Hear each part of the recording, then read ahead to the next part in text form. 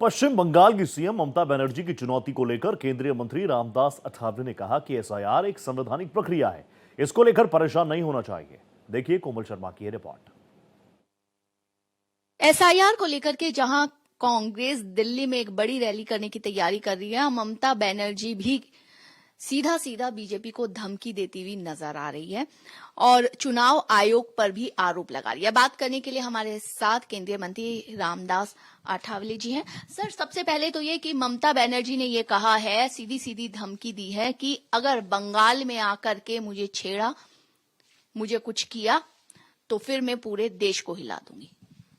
मुझे लगता है कि ममता बनर्जी देश को हिला नहीं सकती है। ममता बनर्जी बंगाल को हिला सकती है, लेकिन अभी आने वाले चुनाव में मतलब बंगाल को भी हिलाने का उनका वक्त निकल जाएगा।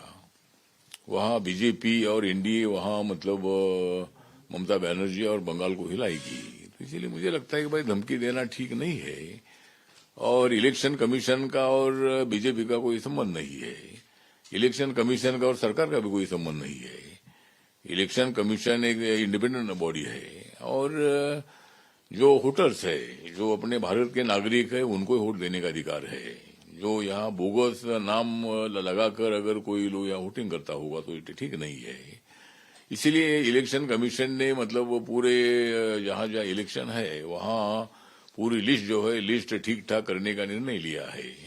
और इसीलिए मुझे लगता है कि ममता बनर्जी को लग रहा है कि भाई ये इलेक्शन कमीशन हमारे विरोध में, वो आपके विरोध में नहीं है। भारत एक्सप्रेस से बात करने के लिए शुक्रिया। भारत एक्सप्रेस के लिए कैमरामैन पवन शर्मा के साथ में कोमल शर्मा।